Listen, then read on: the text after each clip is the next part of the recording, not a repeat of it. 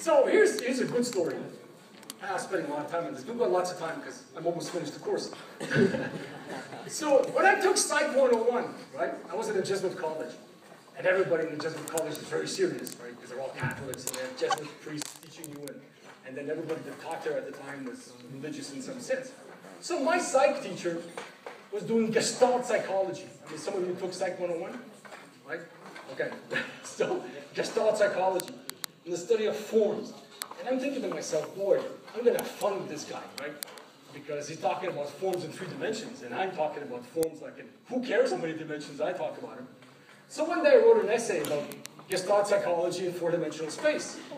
And he totally destroyed it. He said, first of all, Mingarelli, this doesn't make sense. So I pulled out a book and I said, look at this chapter, 4-dimensional spaces, hypercubes. He said, what? He said, this is math. I said, yeah, this is math. He said, all of a sudden, the grade went from an F to a D. And then I said, no, it's getting me better than a D. No, this is not a D essay, this is an A essay. He says, no, this stuff doesn't exist. No, well, keep doing the grades in hypercubes, right? So these solids really exist in 4-dimensional space. And then he said, I want to debate you on that. I said, no, you want to debate me on that. You don't want to debate me on that. He says, why not? And this is in front of the class, right? There's 35 students in class.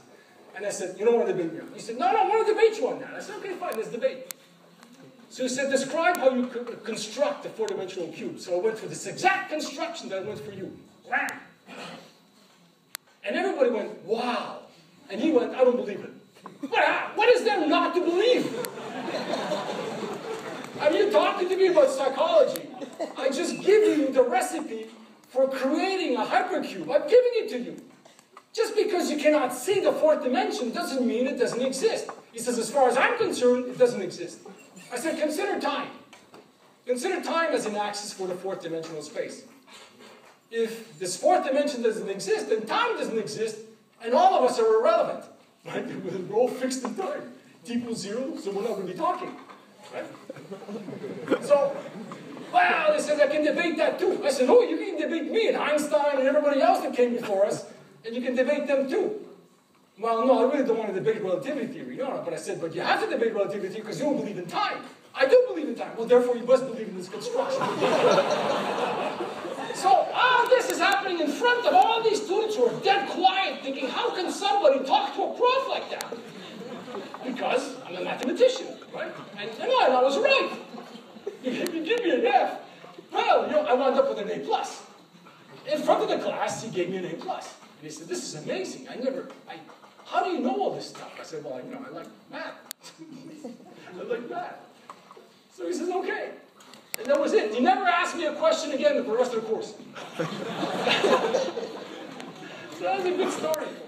Anyways, it's pretty cool, right? Hypercubes.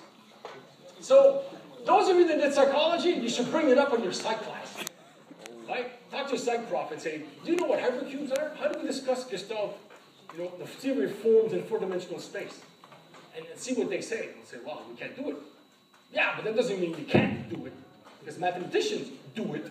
Therefore, that doesn't mean you can't do it, right? Everything can always be done. The question is, how do you test it? That's hard. Yeah? Okay, so anyways, that's a hypercube for you. Right? So whether a physicist believes in it or not, that's another question. But you believe in it. I think you believe in it. Right? Oh, 11. No, 11. That's more complicated. Okay, here's a question for you. How many vertices would an 11-dimensional hypercube have? No, you don't have to say, oh my God, it's actually simple. I just showed you how to do it. 2 to the power of 11. It's a power of 2.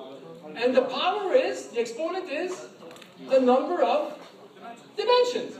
So 2 to the 11th vertices in an 11-dimensional hypercube. That's it, right? So it's 2 to the 6th times 2 to the 6th, which is 64 times 64, which is 64 times 32, which is 1048. Yeah? That's it. Alright, cool, man. So you already know something about hypercubes, but you'll never see one in your life, but you know all this information about it. Right?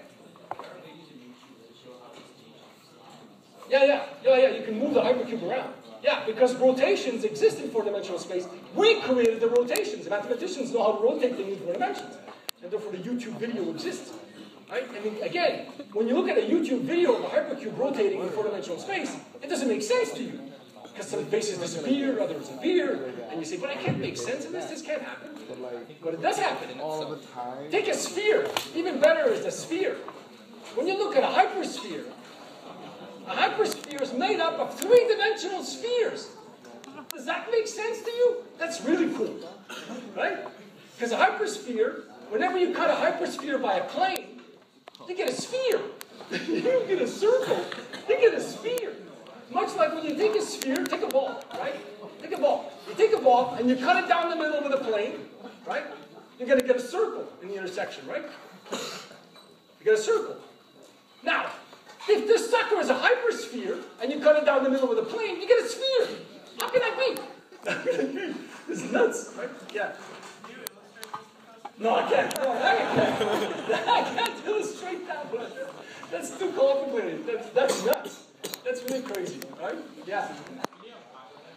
What's that? Are less than 1 dimension? No, oh, yeah, fractional dimensions. Okay, yeah, we made sense of that too. Half-dimensional spaces and irrational number of dimensions. I mean, we're getting out to fractal, what we call fractal dimensions of sets. That's been created this past century, the past 50 years. Yeah, so we have fractional dimensions too. And it seems like the world, maybe nature seems to like fractional dimensions in some cases. The snowflake curvature, right, is an example of a curvature you can actually put down in a finite space, but has infinite length. And you can put this infinite length down in a finite space. It's crazy. We can't imagine this. That's because the series diverges. Okay, so it's infinite length, but it's finite. And so, yeah, the snowflake curve, yeah, the puff curve. Yeah. Anyways, okay, so this is taking me away from this stuff, right? But I like to do this stuff. See, obviously, right? But think about hyperspheres. Now, hyperspheres are really cool. Because if a hypersphere came into this classroom, what would happen? Okay, let's say an alien. I call my friends the aliens. And I say, why don't you throw us a sphere? From this space down here. What would happen? It would start off with a point, right? Because a hypersphere is crossing two-dimensional space. It comes down to a point. And all of a sudden, this point becomes a ball. Sphere, right? Becomes a sphere. And the radius of the sphere equals the radius of the hypersphere.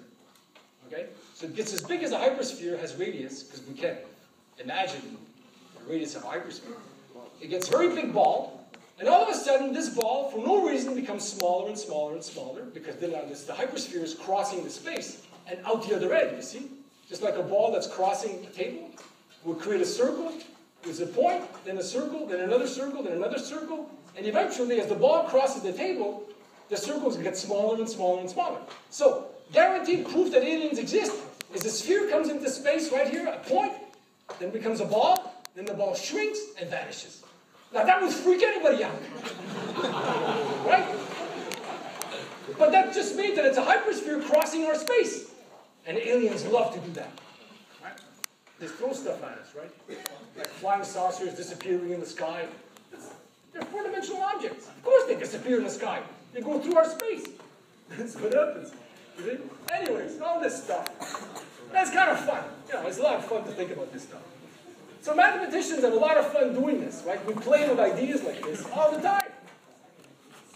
And the neat part about it is sometimes it's just for fun, but really embedded in all this fun is very serious mathematics. Very serious mathematics that we live by, that we created.